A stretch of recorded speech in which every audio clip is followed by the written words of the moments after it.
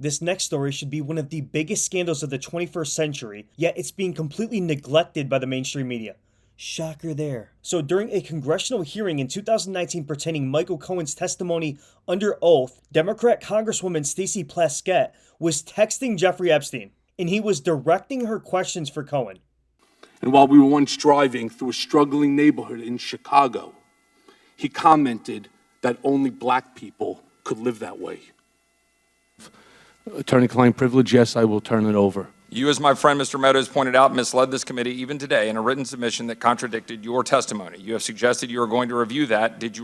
Are you going to review it in our next break to correct the record, yes or no? Yes.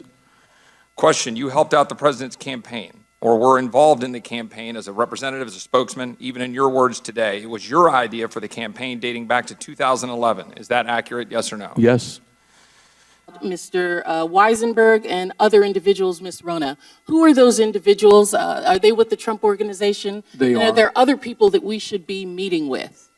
As Ms. Rona, what is Ms. Rona's position? Rona Graff is Mr. Trump's executive assistant. And would she be able to corroborate many of the statements that you've made here? Yes, her office is directly next to his. Epstein even sends her a good work text after asking all of the questions that he requested. The fact that Jeffrey Epstein was using federal politicians as his own personal vessels, how is this not a scandal? How has Plaskett not been expelled from Congress? These text messages have been confirmed by the House Oversight Committee with timestamps. So today she addressed these text messages in an unhinged rant as if she's the victim in this situation.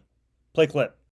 And I got a text from Jeffrey Epstein, who at the time was my constituent, who was not public knowledge at that time that he was under federal investigation.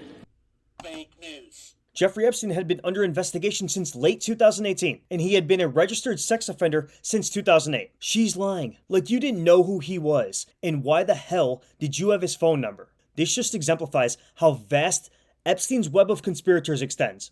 But there was some good news today. The Epstein Files Transparency Act passed both House and Senate unanimously, with only one dissenter, Clay Higgins, Republican from Louisiana.